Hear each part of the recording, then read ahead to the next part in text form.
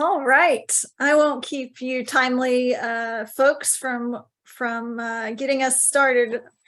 I mean, I won't keep the untimely folks from getting us started. Thank you all for being here and joining us for this USCBC event.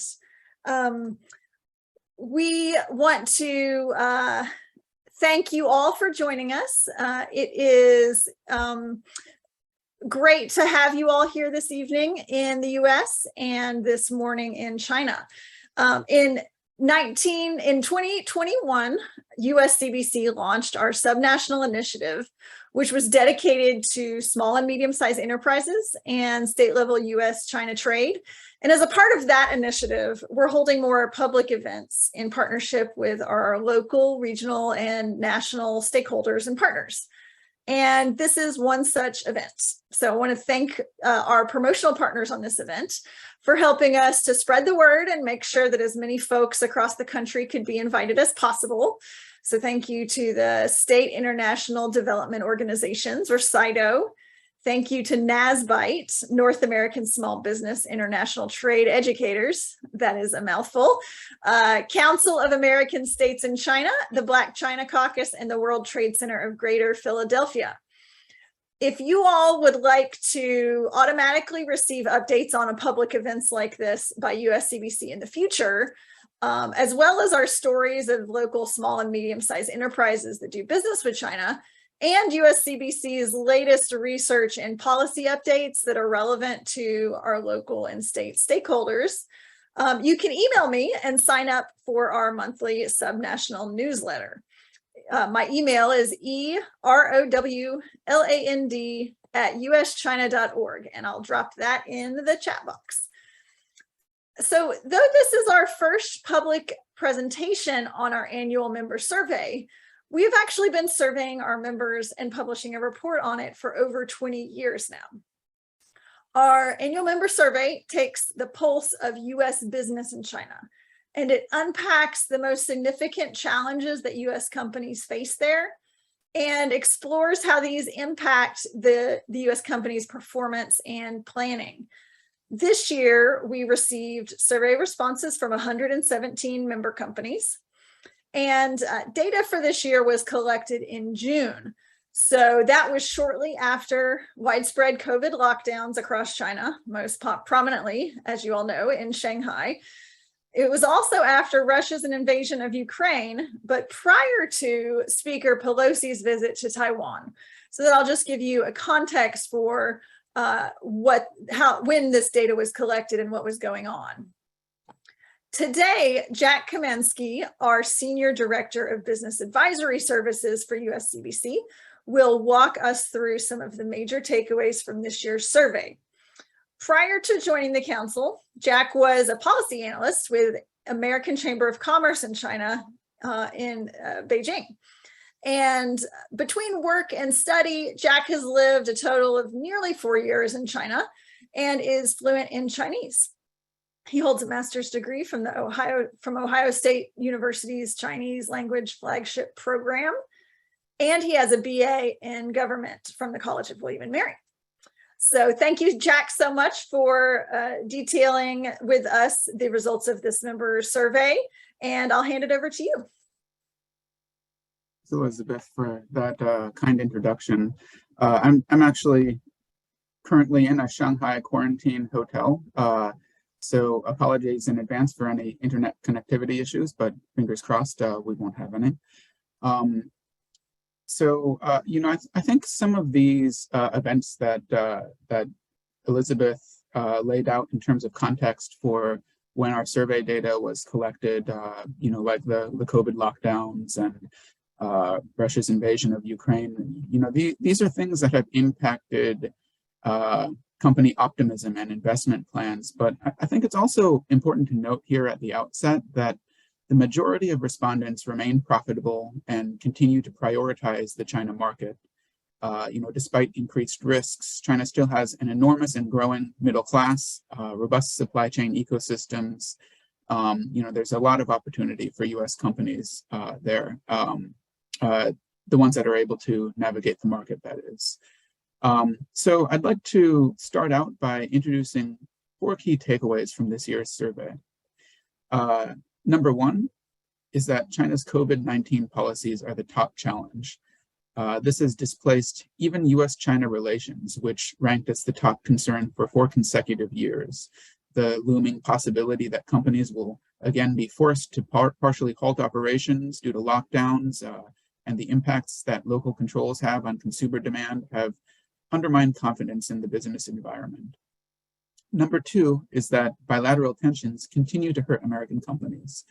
Respondents report record high concern with US-China relations, which continue to deteriorate, and geopolitical pressures are bleeding into the commercial realm, leaving companies which depend on a stable and predictable trade environment in increasingly challenging positions.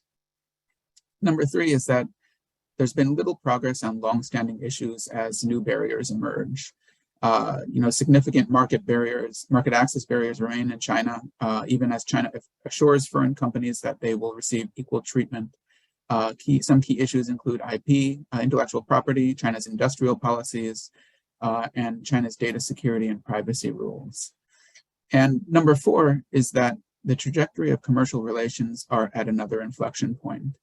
The difficult operating and geopolitical environment has impacted company performance, leading to record levels of pessimism and affecting companies' decisions about their supply chains and future investments. At the same time, companies overwhelmingly remain profitable in China, and they continue to recognize China's importance to their global competitiveness. So whether business sentiment and the pace of future investment rebound or continue to falter will depend on decisions by US and Chinese policymakers. So with that said, before I delve into some of the survey details, I wanted to provide a bit of context about our respondent profile. Next slide, please. This year's survey draws from a pool of 117 member companies, as Elizabeth mentioned, and that's nearly half of USCBC's membership and a similar participation rate to past years. Most respondents are large US-headquartered multinationals that have operated in China for more than 20 years.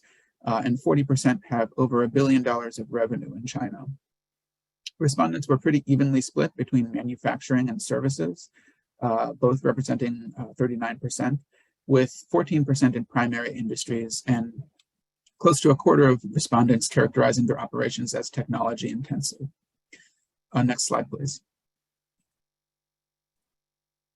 So every year we ask our members to rank their top 10 challenges in China. And this year, challenges can be divided roughly into 3 buckets. Next slide. One is COVID control policies, whether those have to do with shutdowns or travel restrictions. Next slide. 2 is US-China relations. Next slide. And 3 is China business environment and policy issues. So today I'll run through these challenges and discuss how these have impacted company performance, sentiment, and planning. Next slide, please. So I'd like to begin by discussing how China's COVID control policies have impacted companies. 2 of this year's top 3 challenges, lockdowns and travel restrictions, are related to these policies. So I'd just like to share some data points on just how deep the impacts have been. As you can see here, 96% of respondents have experienced negative impacts on their China business, with nearly half reporting severe negative impacts. Next slide. Over half of respondents have paused, delayed, or canceled investment plans in China because of the country's COVID-19 strategy. COVID measures impacted plans for over $10 million in investment for a third of companies. And even if China changes course on its COVID policies, 44% of respondents say that it will take years to restore confidence. Next slide, please. So this year's number 2 challenge was US-China relations, indicating that this remains a top issue for US companies doing business in China. US-China technology decoupling is also 6th among top challenges, which demonstrates concern around issues like US export controls, sanctions, and proposed outbound investment screening measures, as well as China's technology self-reliance efforts and their own nascent sanctions and export control regimes. You can see here at 87%, the number of companies reporting business impacts from US-China tensions is at a record high for our survey. Next slide, please. And as in past years, the top impact of US-China tensions is lost sales due to uncertainty of continued supply, which is impacting nearly half of respondents this year. Also, a third of companies are concerned about impacts of nationalism on consumer decisions, a similar level to last year. Next slide, please. So a third bucket of challenges after COVID and US-China tensions has to do with China's business and policy environment. As new policies make China a more difficult place for foreign companies to compete, longstanding issues remain. This year's number 4 challenge was around data, personal information, and cybersecurity rules in China, as China rolled out key legislation governing these issues. This year, a record high of 87% of respondent companies report concern with Chinese policies and regulation governing information flows and technology security. And an increasing number of companies report that they are very concerned about these policies. Next slide, please. Companies report that restrictions on cross-border data flows, data localization requirements, and the ambiguity of compliance requirements are top concerns for them. Next slide, please. These concerns have been fairly persistent since 2015, when the first draft of China's cybersecurity law was published. But that being said, companies are beginning to experience more tangible impacts from China's data policies. When asked this year about whether concerns around data policies were based on existing or potential impacts, more than a third of respondents said existing impacts, which is up from only 20% a year before. Next slide, please. So China uses a range of policy tools to promote industrial development. And this can become an issue for foreign companies in the market when these policies are used to shield domestic Chinese firms from competition. When asked about what signs of protectionism they're seeing in China, 46% of companies name national policies promoting domestic innovation and technology self-sufficiency. Other top issues included negative media coverage in China amid growing nationalist sentiment, as well as licensing and regulatory approval processes, which have been a challenge for a long time. Next slide, please. More than a third, at 37% of companies, report that they are negatively impacted by China's industrial policies, with the top impact being increased competition from Chinese companies that were previously uncompetitive. Other issues include limited access to specific sectors that are prioritized in industrial policies, and Chinese consumers moving towards domestic alternatives to the products made by foreign companies. Next slide, please. We also see that China's domestic industrial policies may have impacts on US companies' global competitiveness. Companies were asked if they're concerned that Chinese industrial policy would hurt their market share in China and globally. In China, between 59 and 66% were concerned about the impacts, depending on the time frame. And while fewer companies were concerned about their global market share being impacted by China's industrial policies, more than a third were worried about the effects within 5 years, and more than half were concerned about the impact of these policies on their global market share in the longer term.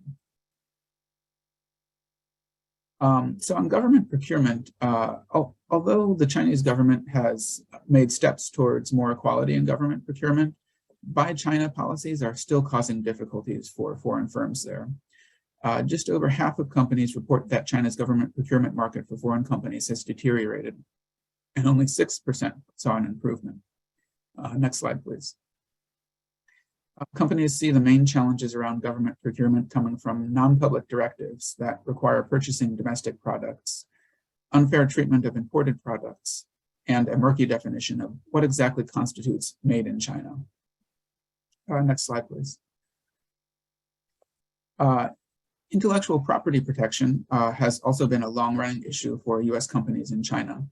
While it dropped from the number 6 to number 10 top concern this year, the percentage of respondents expressing concern has remained consistent, which implies that companies aren't necessarily less concerned about intellectual property. It's just that other issues have become more urgent and demanded priority. So although a majority of companies feel China's IP protection has improved, 89% still report that they're concerned about IP protection in China. Respondents note that the level of China's IP rights enforcement pushes them to limit R&D activity in China, limit what products are made in China, and also limit what products are licensed or co-manufactured there. Next slide, please. Technology transfer is an issue for a relatively small group of our companies, but a particularly acute issue for those affected. This year, 14% of companies reported being asked to transfer technology, and about half of these technology transfer requests came from government entities and half from commercial entities as part of business negotiations. So we've discussed the challenges, but how then is this impacting performance, sentiment, and planning?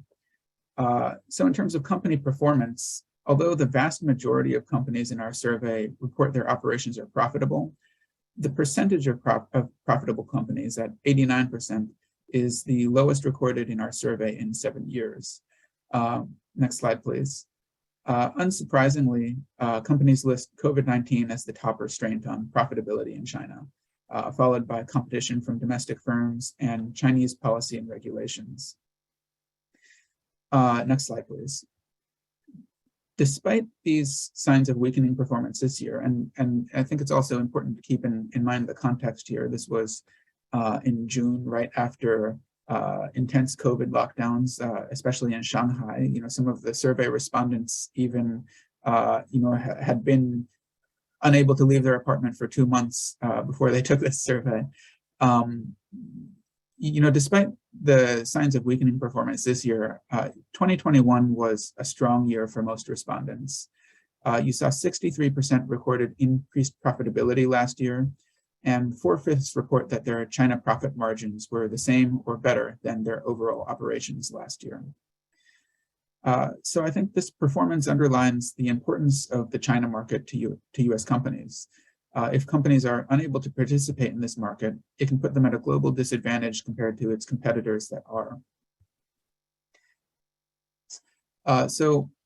In terms of business sentiment, amidst COVID lockdowns and a challenging geopolitical atmosphere, optimism about the China market has taken a sharp dive this year. Companies expressing an optimistic 5-year outlook have fallen by 18% to a record low of 51%, and that's down from nearly 90% a decade ago. Next slide, please. When asked about what issues are driving this decline in optimism, the largest response is that of geopolitics at 73% of respondents. Following behind are the policy and regulatory environment and the underlying landscape of China's domestic market growth. Next slide, please. In terms of future plans, perhaps unsurprisingly, we see this growing pessimism also reflected in questions about investment planning and future resource commitment. About a quarter of respondents plan to accelerate their resource commitment in the China market the next year, which is half the proportion of 5 years ago. The majority of respondents, at 62%, are in wait-and-see mode, however, choosing to wait out the uncertainty surrounding China's COVID-19 policies and bilateral tensions. We saw a similar reaction from companies at the beginning of the COVID-19 pandemic in 2020, which was followed by a bounce back of investment in 2021. So I think how US companies choose to invest in China moving forward will likely hinge on China's policy choices through the end of the year. As an indicator of whether companies are likely to make future investments in China versus other markets, next slide, please. It can be also useful to look at the level of priority that companies put on the China market compared to other markets. While China remains within the top 5 priorities for 77% of respondents, this number has declined consistently over the past decade, at the beginning of which China was a top 5 priority for 96% of respondents. Next slide, please. To understand why companies continue to prioritize the China market despite COVID and economic pressures, it can be helpful to look at why they invest in China. As you can see here, 83% of members indicate that they are in China to access or serve the Chinese market. China's large and growing middle class still represents an important opportunity for companies over the long term, and it's important to be close to suppliers and customers. Next slide, please. So finally, I wanted to touch briefly on supply chains. Most respondents are not moving their supply chains out of China, which speaks to the country's competitiveness in speed, quantity, quality, and cost of manufacturing. However, the increasingly challenging environment has also caused companies to reconsider their supply chains. Over the past 12 months, nearly a quarter of respondents have moved segments of their supply chains out of China. This is a significant jump from last year, and the majority doing so are moving them to locations other than the United States. The top reasons cited are COVID-19 shutdowns in China and supply chain resilience. That's the next slide there. So in conclusion, to wrap up, I'd say that the data in this year's survey foreshadow major headwinds for US companies operating in China. But this hardly means that these trends are set in stone. Our data also show that business sentiment and investment plans have bounced back from challenges before. China remains vital to US companies' global competitiveness. The future trajectory of US-China commercial relations really depends on the choices of US and Chinese policymakers. We're urging China to take bolder steps to balance pandemic control with economic growth and also level the playing field for foreign businesses. We hope both governments can adequately but narrowly scope security issues to avoid unintended consequences to normal trade and investment activities. We believe both governments should also look for areas of cooperation around global public goods like climate and public health. And to facilitate progress on these issues, we recommend both governments immediately begin exploring expanded opportunities for constructive, results-oriented dialogue while continuing to manage tensions. So with that, those are our survey results in a nutshell. Thank you, and I'll turn it back to you, Elizabeth. Excellent. Thank you, Jack. That was packed with information. I look forward to diving into the Q&A.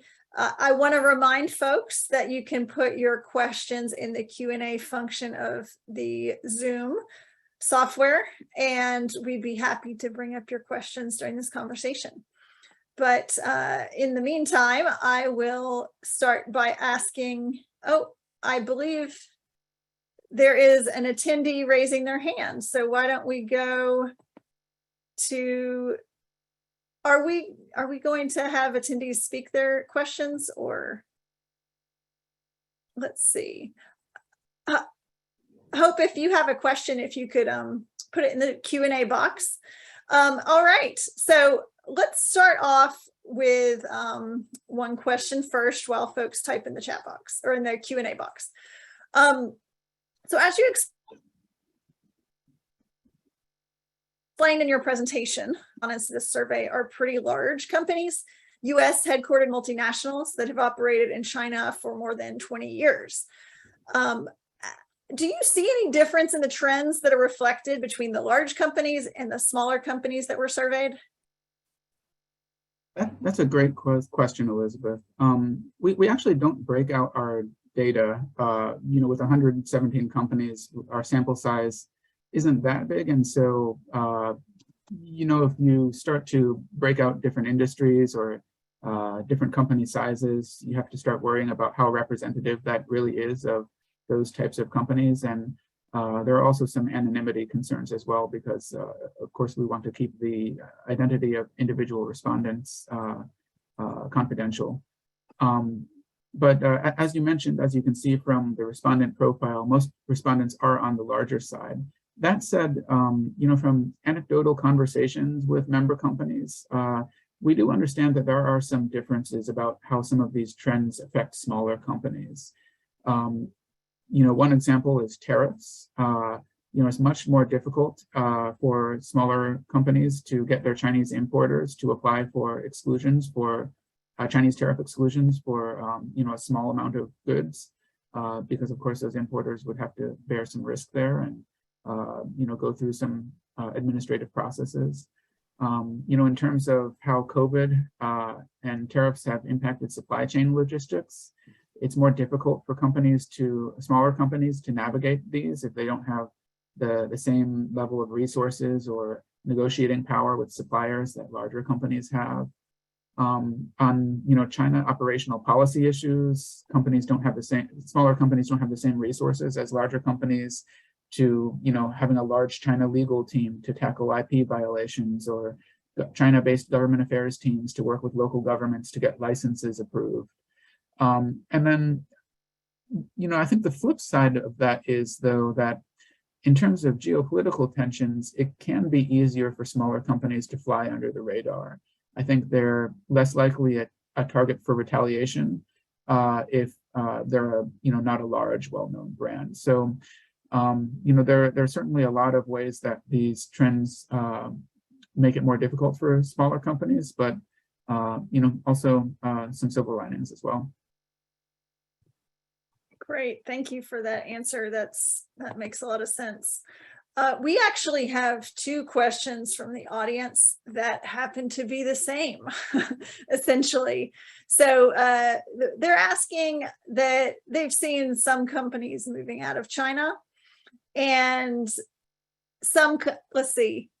meanwhile, some companies are moving in. So they're wondering, is that true? How many companies are moving out of China, and in what kind are moving out and what kind are moving in? And that kind of relates to one question that I had as well about the priority level of China in company strategies compared to other markets. You mentioned that the priority of China in company strategies has dropped over the last decade. Yet 70% of respondents still said that China is the top priority or among the top 5, with 83% of respondents indicating that they are in China to access or serve the Chinese market. So you also had said that most of the respondents aren't moving their supply chain out of China entirely, but a quarter are moving segments of their supply chain out of China. So what insight can you shed on this debate? And in addition, how does that tie into the debate in the US on reshoring or nearshoring? Well, it's a lot of questions there. I'll try to tackle all of those. I mean, I think your initial question there about what kinds of companies are leaving China, what kinds of companies are doubling down.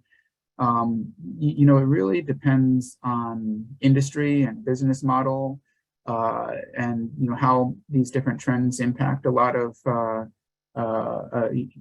different types of companies. I think we're seeing some companies, as you mentioned, and our survey shows, moving out of China. There are lots of different reasons why companies make investment decisions or sourcing decisions in any market. Proximity to customers, access to raw materials, talent, the ability to manufacture things, quickly and high quality at a competitive price. And then of course, some of these geopolitical risks and, COVID impacts are also factored into this comprehensive decision calculus that, looks at both risks and opportunities. I think at the same time as you're seeing some companies move out of China, you're also seeing some companies double down. And I think the statistics you mentioned just there about the 83% that are in China to access or serve the Chinese market is an important data point to keep in mind for that.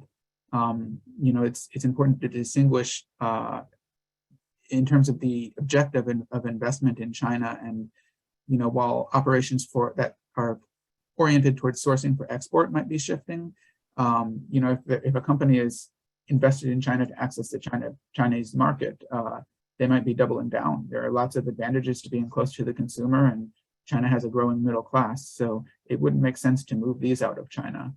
I think you're seeing some companies diversify, some companies localize, and some companies even doing both at the same time, for different business units or depending on different risk factors. But I think overall China is incredibly competitive in the speed, quantity, quality, and cost of manufacturing, and that's just really hard to replace. Vietnam's GDP is comparable to that of China's Guangdong province. So there's only so much capacity that that other countries can absorb, at least in the short term. You mentioned Vietnam. What countries are companies going to most if they're leaving China? And does that, how much might be coming back to the US, or is that shown in the data? We do ask what percentage is coming back to the US. I don't recall it off the top of my head, but it's relatively small. I think of the about quarter that are relocating supply chains or segments of their supply chains outside of China. Only a small portion of that is coming back to the US. We didn't break it down by percentages in terms of where companies are relocating to, but we did ask that as a fill in the blank question. And some of probably the most commonly reported destination was Southeast Asia. Some respondents just mentioned the region generally. Others mentioned specific companies like Vietnam, Thailand, and Malaysia. And then some other destinations that we saw companies planning to relocate supply chains to included India, Mexico, and Europe. Thank you. Here's a question that we have from one of the guests online. Are you taking China as a whole, or do you consider regional variations? And I guess that's a question for the whole survey, maybe?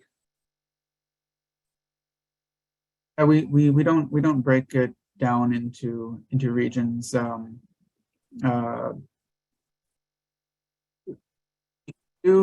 of the questions we do ask is about where the survey respondents are based, and I think, if memory serves, about a little bit more than half are based in the US or outside of China, and about half of the survey respondents are based in China. But no, our data itself doesn't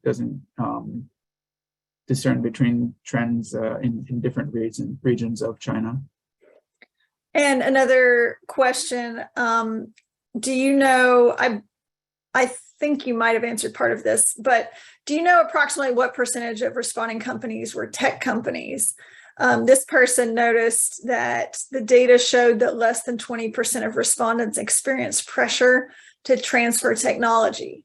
Can you talk a little bit about tech transfer? And it sounds like they thought that was a low number, 20%. So if you look at the respondent profile, and this was a select all question, so companies could be both manufacturers and technology intensive, but if you look at the respondent profile, I think about a quarter of companies identified themselves as technology intensive. In terms of technology transfer requests, I think this was a bigger issue in the past, and this has a bit to do with China's development over the years. It's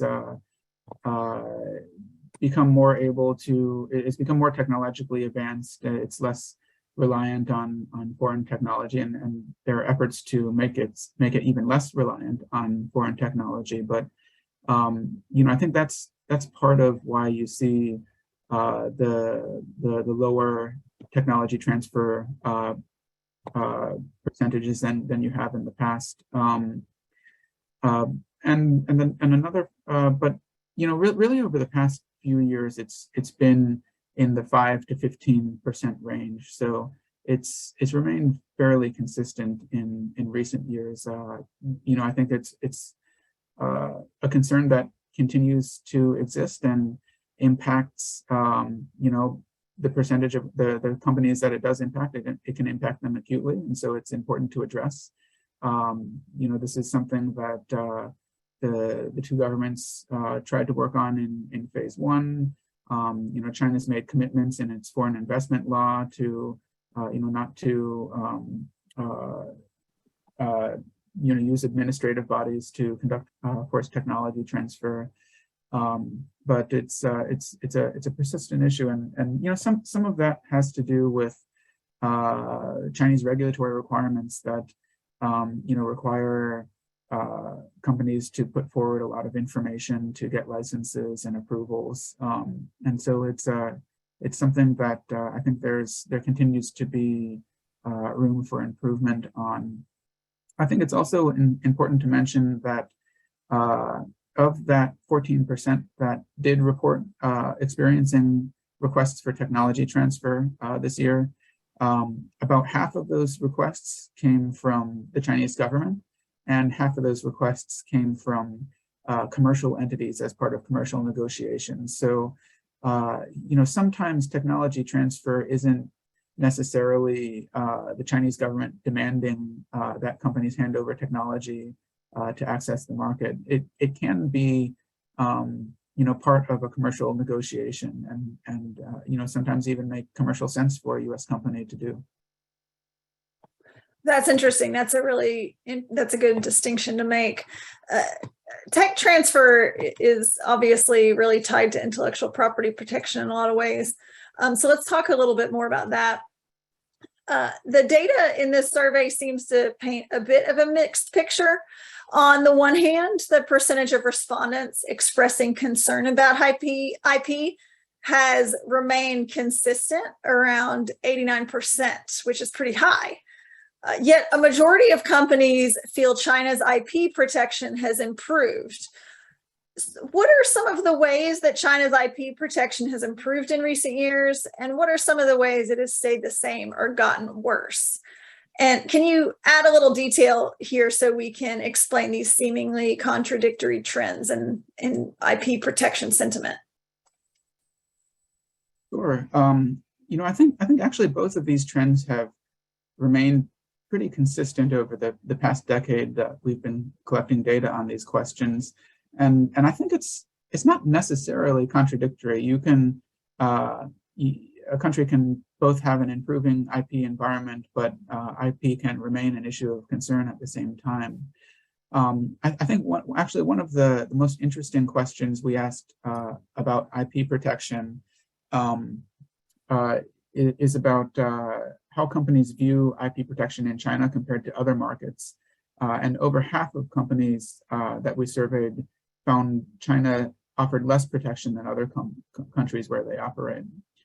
But I mean, it's increasingly in China's interest to improve IP protection. China wants to foster innovation and technological development, and IP protection is a necessary component of that. In recent years, there have been some significant regulatory improvements. Many of them included as part of the U.S.-China Phase 1 trade agreement. These include legal updates like patent linkage for pharmaceuticals and revisions to a host of IP-related laws. We've also seen judicial interpretations and guiding opinions to improve IP protection. But for something as complex as IP regulations, these changes are incremental, and it takes time to see progress in implementation. I think this is something that will be important to continue to track. It's not something that is easy to change overnight, but I think especially since it's in China's interest to improve IP protection, it's something that we will continue to see that trend there. Great, that makes sense. Thanks for clarifying that. We have a question from the audience. Are most respondents residing in the US, or are questions sent to the company's China GA team? And do you think this factor would influence how optimistic companies feel about China's business environment in general? That's a very good question. And respondents, if I recall, are about half and half, maybe with a little bit more from the US side.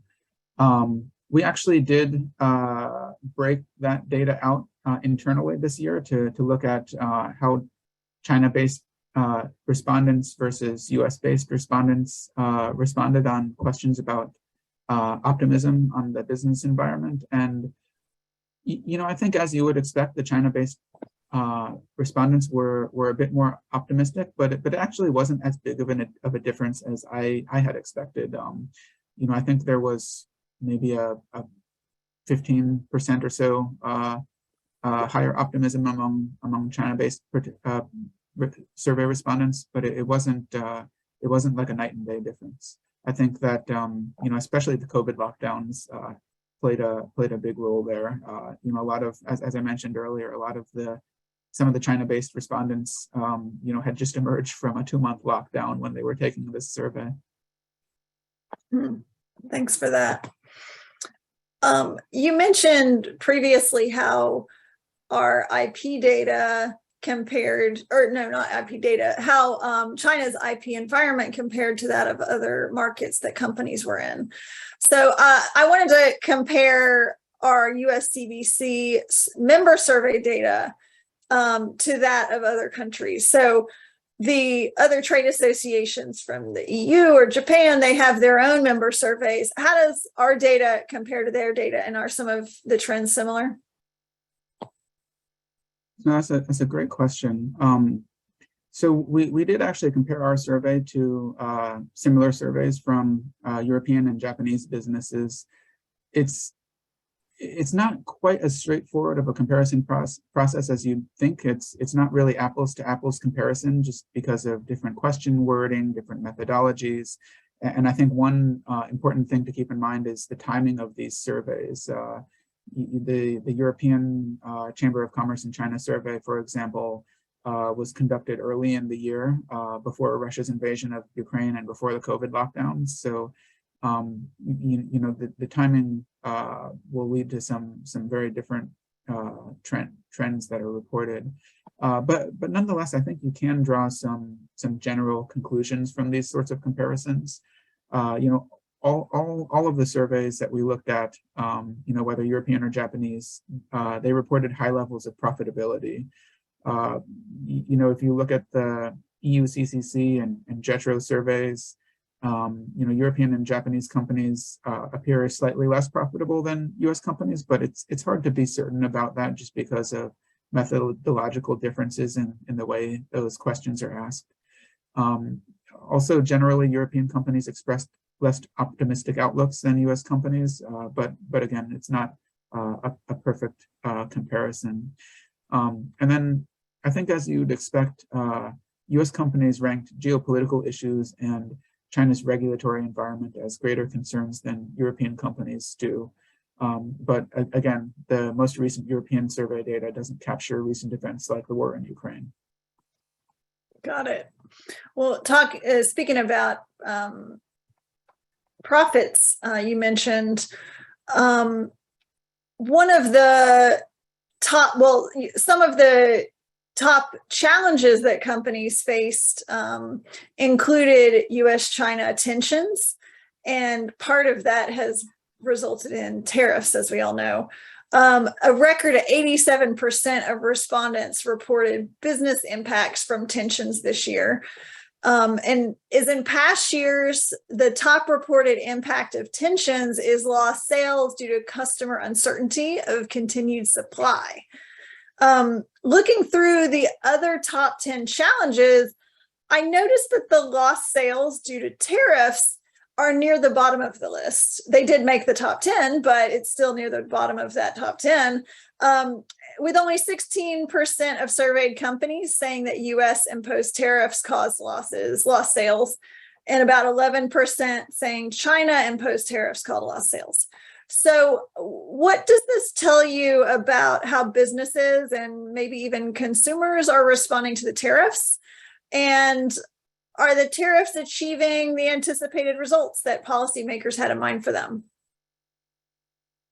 That's an interesting question, and I think one that's worth digging into. Yeah, I mean, I think as you noted, the figures are lower than past years. Last year, tariffs was the number 5 challenge, and about a quarter of companies reported lost sales due to tariffs. This year, tariffs actually didn't make the top 10 list. It came in at number 11, just right below the cutoff.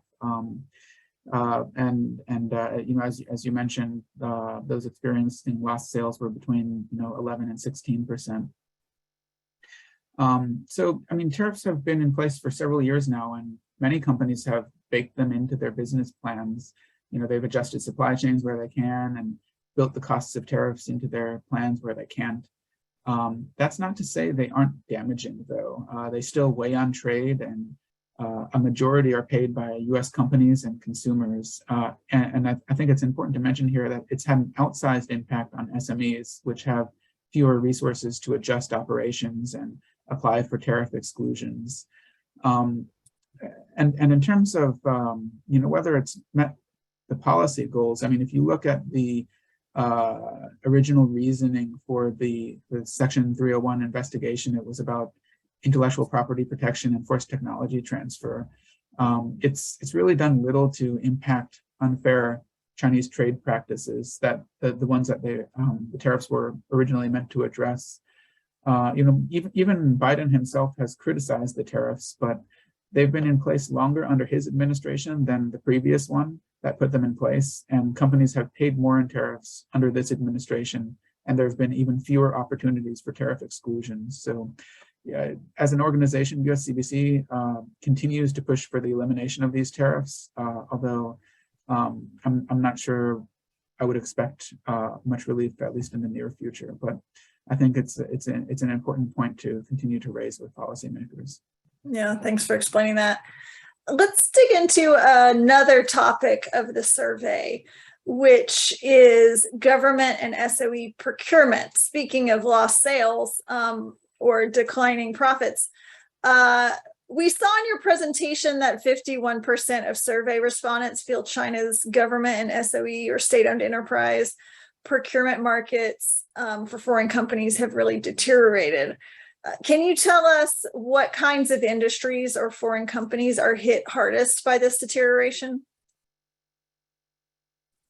Sure. I mean, as I mentioned earlier, we don't break out data by industry, but I think anecdotally, what we've heard is that this is most focused on areas where foreign companies' business intersects with Chinese national security concerns and efforts to develop local industries. In the high-tech space, for example, it's increasingly difficult for foreign IT companies to compete in tenders due to security concerns around foreign-made equipment. Sorry, I think that's actually my COVID test. I apologize, I need to take this. Oh my goodness, this is fascinating. A firsthand experience of what life in quarantine in China is like. So hopefully the COVID test won't take too long, but I imagine that he can't say no because he might get in trouble. So we will have to see what happens next. Oh, he's back. Great. Quick and painless. Oh, that was really fast. Sorry about that. So where was I? Yeah, so I think in the high tech sector, it's increasingly difficult because of for foreign IT companies to compete in tenders because of these security concerns around using foreign-made equipment. But in some of the areas where China remains reliant on foreign technology, there are still opportunities, but China's, of course, striving to develop local competitors there. I think another area that's worth mentioning is medical equipment. Most hospitals in China are state-run, and China has policy goals to decrease healthcare costs and develop local industry. So that's led to Buy China requirements in some of those sectors. All right. Well, we have a few minutes left of this event, so I want to remind everyone to please put your Q&A, put your questions in the Q&A box. We'd love to answer them. To shift to a different topic that you cover in the survey, can you talk a little bit about China's data and privacy rules and what industries, and I know it doesn't necessarily say in the data, but anecdotally, what types of industries or foreign companies feel the brunt of this? And are there any that we might not expect to be impacted by China's data and privacy rules that are? And, you know, I saw with 87% of respondents saying they are at least somewhat concerned about these rules, it seems like it must impact more than just the obvious industries that we usually think about that are data or privacy, personal data heavy. Oh, no, I mean, absolutely. You know, this is something that really impacts any company that collects data on anything. And, you know, these days, that's not just IT companies, but, you know, healthcare, financial services, you know, consumer-oriented products, you know, collecting advertising data, you know, even hospitality, I think, is one that that we've found is particularly sensitive because, you know, there's personal data collected about you know, hotel guests, for example. You know, this all involves personal information, so it's really something that impacts almost all companies to some extent. But of course, there's a sharper impact to companies that work with entities that are deemed to be critical information infrastructure, or that, you know, operate in sectors that involve, you know, what's legally defined in China as important data. You know, I think one of the big challenges here is that, you know, these are new laws and regulations, and many of the regulatory requirements remain unclear. Even though, you know, companies will have to comply with, you know, for example, new data export regulations come March.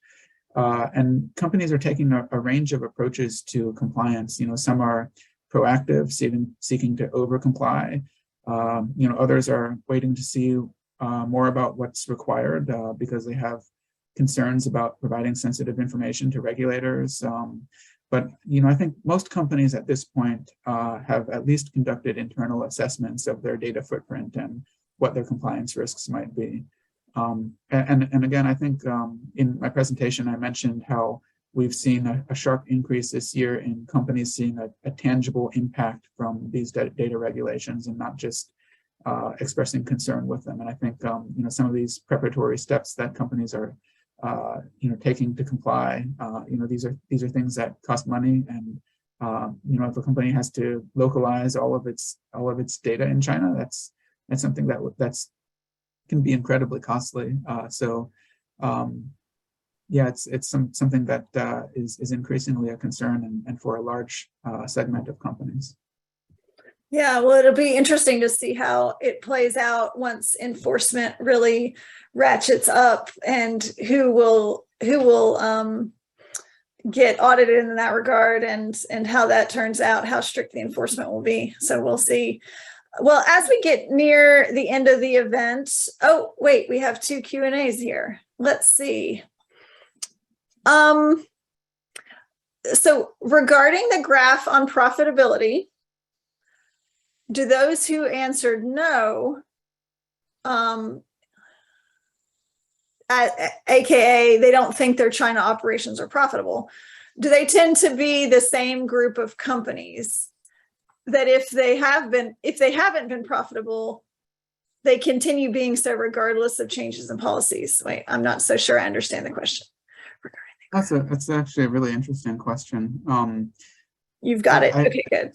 Unfortunately, I don't have much insight into you know, which specific companies answer questions a certain way year to year, and I think it is, from a methodological perspective, important to note that the specific respondents aren't 100% the same each year. You know, we will have similar numbers of companies responding, and there's a large overlap, of course, but it's not exactly the same companies. So there is always, you know, a little bit of a margin of error. You know, this is a, you know, a general bellwether of sentiment, and not hard science here. But yeah, no, I don't have a sense of, in our survey, which specific companies answered those questions a certain way. But Yeah, I think companies, there are some cases where companies are not profitable in China, but some industries just have like a long gear up period before they can become profitable. So it might take several years to do that. Other industries, it's a little bit more straightforward, but it's a very, very interesting question. Great, thanks. We have 2 more questions. Let's see if we can get them in before 9. Considering that zero COVID policy has become the #1 barrier and policy uncertainty faced by MNCs, will USCBC consider doing a quantitative survey to tell Chinese policymakers of the negative impacts based on statistics, in addition to qualitative expressions or arguments? So I think USCBC has done a lot of work to support member companies in China on COVID related issues. So we've been talking to the Chinese government, I think, a lot with regard to COVID, but I guess his question is, do we have quantitative data to present as well? Maybe you could say a little bit about what we've done to support member companies too. Sure. I'm not entirely sure I understand the attendees' distinction between qualitative and quantitative. We do ask about sentiment here, but in our survey, we also ask about specific dollar impacts that our companies have experienced. I don't remember off the top of my head, but it was in the presentation that I shared earlier. And we have the percentages of how many companies have had to cancel, however $1 million of investment plans. I think this is data that we have presented to the Chinese government, and they definitely they're of course interested in how this is impacting foreign investment. I think the message that we regularly hear when engaging with the Chinese government is how they continue to welcome foreign investment. And if you look at China's from an economic perspective, foreign investment provides a lot of important benefits for them. Especially as their economy is slowing down. Foreign investment is an important contributor to growth now more than ever. I think also we've done some qualitative work and advocacy on COVID lockdowns. Especially when the lockdowns first started, we collected anecdotes from member companies that had their businesses impacted and brought those to policymakers in China who were did all that they could within the constraints of the COVID policies they were working under to help facilitate companies restarting operations and continuing businesses. Some companies are working manufacturing in a closed loop bubble to help maintain the COVID zero policies while continuing production. And the policies on especially interprovincial transportation are another thing that companies have faced significant challenges with for supply chains and logistics. But we continue to raise those concerns with the Chinese government, and slowly we were able to improve some of the situations there. So I guess to sum up, yes, we've done both these sorts of quantitative surveys on sentiment and impacts and presented these to the Chinese government, as well as more targeted anecdotal information as well. Thanks. And just to reiterate the slide, I have here that 33% of respondents said that COVID control measures have led to paused, delayed, or canceled company investment of an estimated value of $10 million or more. So that includes the responses for 10 to 25 million, 25 to 50, and 50 million and above. So a third of companies, a significant amount of investment has been delayed or canceled because of the COVID control policies. So it's 9 o'clock now. I just wanted to close on one last question quickly about the future of U.S. business in China, given the geopolitics, the regulatory environment, and China's domestic market growth. We've seen a decline in optimism, you mentioned, to a record low of 51%. Do you have any closing remarks about the future of U.S. business in China? I think I would go back to the chart about resource commitment. I think this is really one of the most telling charts in the survey this year. You see a majority of companies, if I recall 62%, keeping their resource commitment for the next year the same, which indicates that companies are in wait and see mode. So, I think in the short term, company investment plans a lot will depend on China's COVID policy. It's very difficult for companies when their senior leadership is unable to visit the country. We definitely went through a lot of procedures and red tape to get here ourselves, and that's not feasible, of course, for a C-suite executive a lot of the times.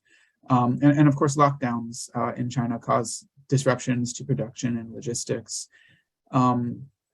In the longer term, I think, how both countries scope national security issues will impact opportunities especially in some sectors. And, these are issues that both governments are currently working through. But really, I think the China market holds significant opportunities still for U.S. companies. They have a growing middle class, really strong supply chain ecosystems, strong talent. It's a manufacturing powerhouse. So I think it's also important to mention that business ties in the larger U.S.-China relationship are a stabilizing force. So it's my hope, at least, that progress on commercial issues will not only create a more level playing field for U.S. companies in China, but also serve as a foundation to make progress on more difficult issues in the relationship, and hopefully help serve as a catalyst for the U.S. and China to be able to work together on global issues like climate change and public health, which are things that no one country can tackle alone. I wholeheartedly agree with that. And thank you for at least slightly hopeful collaborative note. Thank you all so much for joining us for this event. We really appreciate it. Great insights to share, Jack. And thank you again to our promotional partners, CITO, NASBITE, Council of American States in China, Black China Caucus, and the World Trade Center of Philadelphia. We hope you join us for future USCBC public events. Again, email me if you'd like to get on our newsletter for automatic updates. And also reach out if you're interested in becoming a USCBC member. We'd love to have you take advantage of our members only events and services. And I'm going to drop here in the chat box our website for the subnational program, where you can read all of our articles interviewing small and medium-sized enterprises about their business with China. So thank you again, and have a great evening or morning. Thanks, Elizabeth.